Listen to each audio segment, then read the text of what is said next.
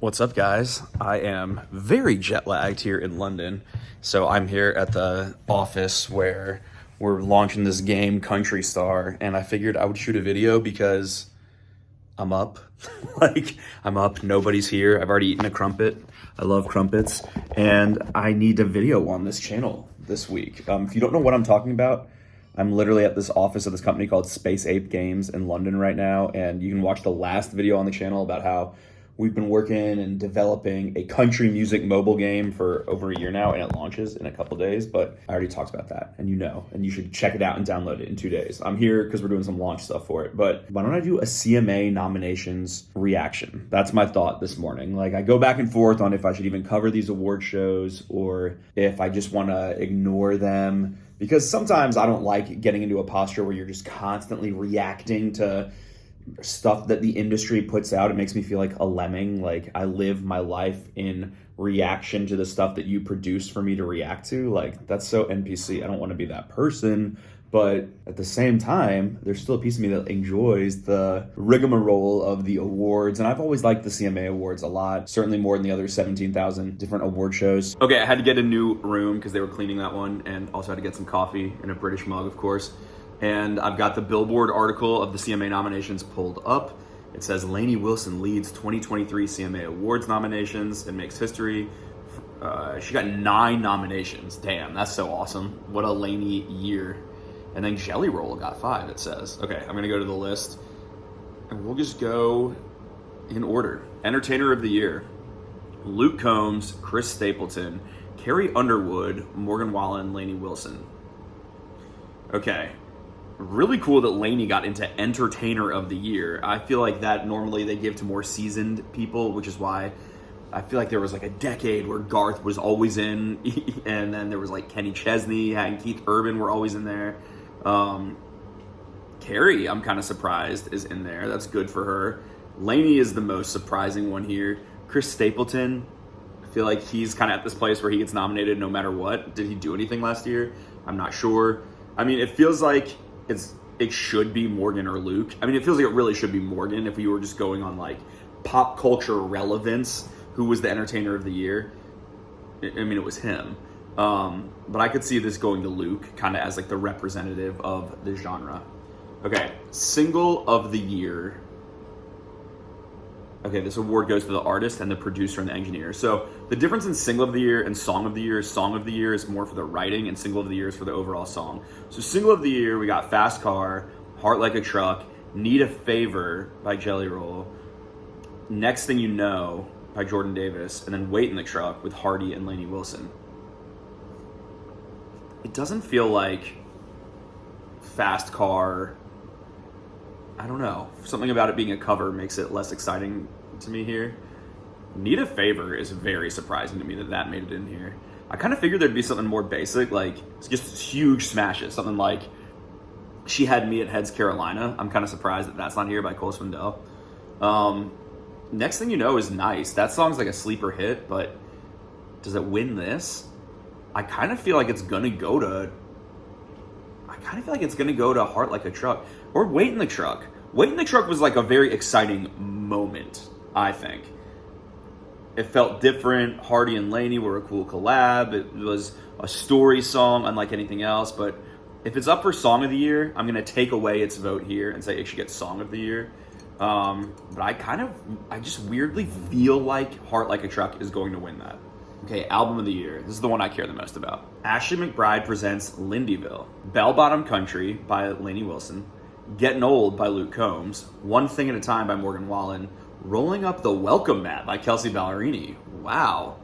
Okay. Honestly, strong category. Those are, none of those albums are bad. Now, Lindyville, I know everyone loved it. I just did not connect to Lindyville. I think something about knowing that these were fake stories in a fake town, a concept album, I had trouble getting into it, okay? But I know other people really, really loved it, and it certainly sounds nice, but I don't know. It was too high concept for me, and I think I want to hear from Ashley. So I've been listening to Ashley's new album and enjoyed that quite a bit more. Bell Bottom Country's good. I think Getting Old is the best Luke Combs album. And Rolling Up the Welcome Mat, I think, is an excellent project. It's really not country, and it's 6 songs long. I know they made a deluxe that has a 7th, but I think it should go to Getting Old of these. Yeah, I think it should go to Getting Old. One Thing at a Time is great. I just think, like, it's 36 songs long. You know my spiel. Song of the Year. Okay, so this goes to songwriting. Fast Car, songwriter Tracy Chapman. Heart Like a Truck, Next Thing You Know, Tennessee Orange, and Wait in the Truck. Really? So we're just going to have like 3 out of 5 be nominated for single and song of the year? They need to really define the difference of those categories for the regular people, because they just got to be confused. Like I said, I think Wait in the Truck is a cool moment. Tennessee Orange I love seeing here because I really love how that song is written. It's cool to see Meg Maroney in the mix. Heart Like a Truck, there's the songwriter Tranny Anderson, who's like such a rising star. It's cool to see her nominated, and it's fun to see Tracy Chapman get a nomination. Although, again, it feels weird to me to have a cover win an award.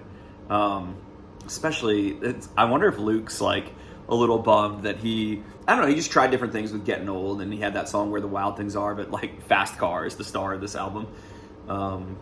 I think Wait in the Truck should win Song of the Year, which means I think Single of the Year is going to be Heart Like a Truck. It's so confusing. 2 giant truck smashes, both involving Lainey Wilson. Wait in the Truck was just so different and cool, and for that alone, I think it deserves credit. Female Vocalist of the Year: Kelsea Ballerini, Miranda Lambert, Ashley McBride, Carly Pierce, Lainey Wilson. So wait, Carrie Underwood got nominated for Entertainer of the Year, but not Female Vocalist of the Year? Make it make sense. Kelsea, Carly, Lainey. I mean, it's cool to see just like a bunch of thriving like female vocalist stars where it's not like there was years where it was random who was in this category. They were scrapping by to find anyone that had enough going on to even be in this category, because the industry was just not supporting any women. Honestly, you'd have like Kelly Clarkson randomly be there one time, and I love her, but you'd be like, how are you getting nominated for this? And it's just like everyone here has a lot going on. Kelsea, Miranda, Ashley, Carly, Lainey. I mean, top of my head, it should go to Lainey. I love Carly. Carly had such a breakout year. It could go to Kelsea too. I mean, I honestly think, and I loved Miranda's last album, but in terms of like cultural relevance right now, I really think it should be Lainey. I mean, between Yellowstone and all of her smashes and just becoming this social media darling, even Watermelon Moonshine, people don't realize how quickly that's going up the chart. It's been, I think, out for 4 months, and it's about to be number 1. That is wildly fast for everyone not named Morgan Wallen or Luke Combs. But Kelsea, I think, has this whole like divorce era has been extremely compelling, as was her last album, Subject to Change. So, but again, I feel like the EP is not that country. I got to go with Lainey on this. Love to see Carly and Ashley and Miranda in here. That's cool. Okay, Male Vocalist of the Year. We got Luke Combs, Jelly Roll, Cody Johnson, Chris Stapleton, Morgan Wallen. Jelly Roll, way to sneak in there, dude. That's crazy. He just leapfrogged everyone from John Party and Cole Swindell, and who are other hit makers. Like Luke Bryan's not in this mix. Aldean's not in this mix. Bailey Zimmerman's not in this mix, which is interesting now that I think about it, but he might be too new. Look, I feel like it's going to go to Chris Stapleton because it always does. It probably should go to Luke or Morgan, but I'm going to say the industry respect card is going to be played. Cody Johnson having a big hit with Till You Can't and now Human. Maybe it goes Cody Johnson. I feel like you can't really go wrong here. I reviewed Jelly Roll's album recently and I liked it, and he's actually got something to say. Not exactly the countryest record, it's more kind of like rock mostly, but whatever. Okay, Vocal Group of the Year: Lady A, Little Big Town, Midland, Old Dominion, Zac Brown Band.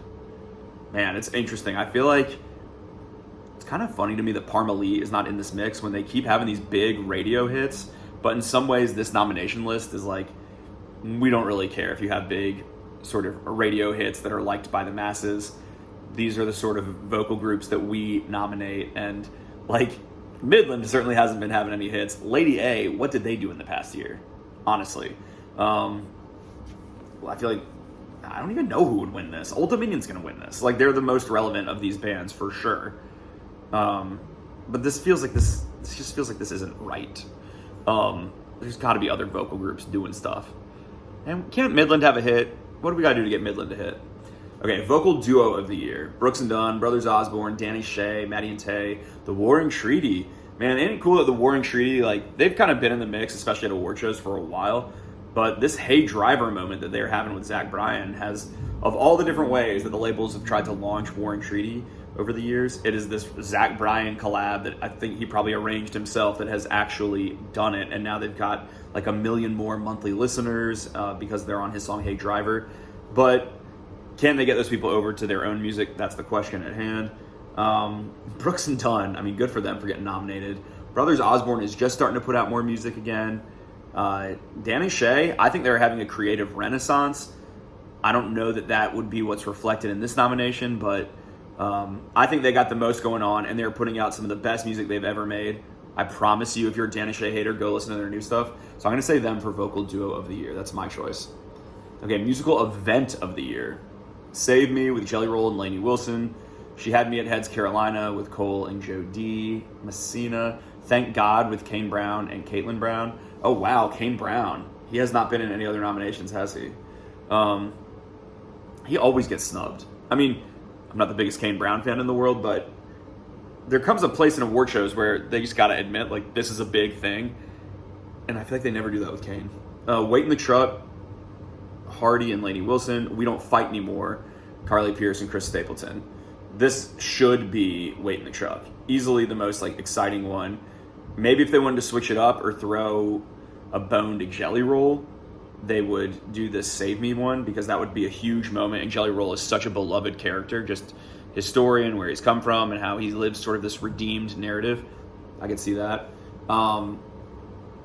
Yeah, I wonder why Kane Brown isn't in, like, male vocalist ever or, like, song of the year. A lot of this stuff just boils down to which big agencies are you with. They all trade votes. There's these whole voting blocks, and labels can kind of be like, well, if you guys vote for this person at this agency, then we could put our votes towards this in this category. And, you know, sometimes you just don't have the right setup to be corrupt enough to win stuff.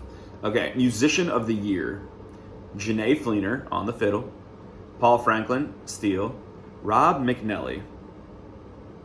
Here's where I'm dumb, and I don't know what Rob plays, and I feel embarrassed.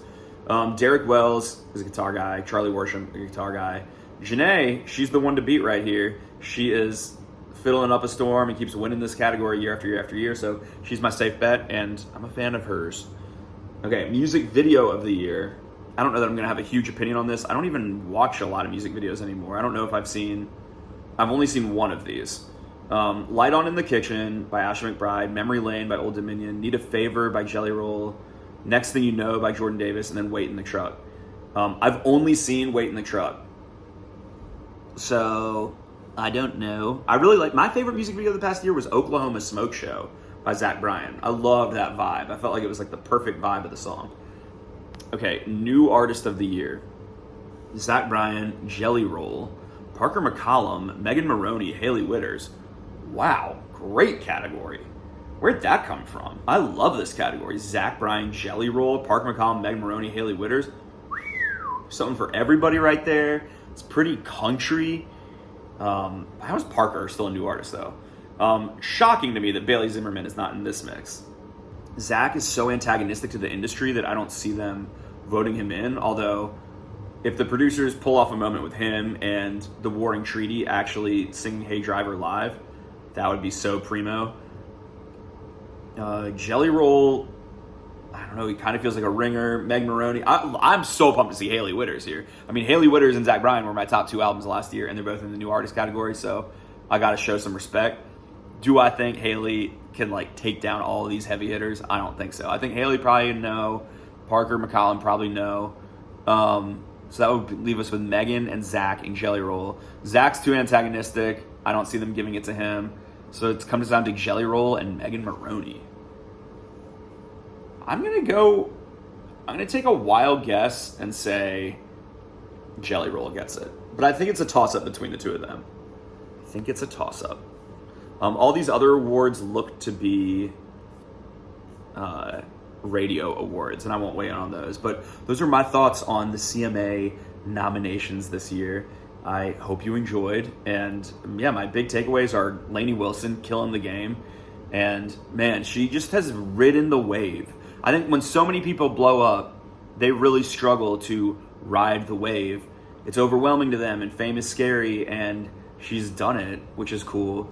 And I'm really happy for her and think she's a great representative of country music. And her music's pretty damn country, and she's fun. I saw her in front of John Party this summer. She is so entertaining. She can hold a crowd. At that time, she was not even nearly as famous as she is now.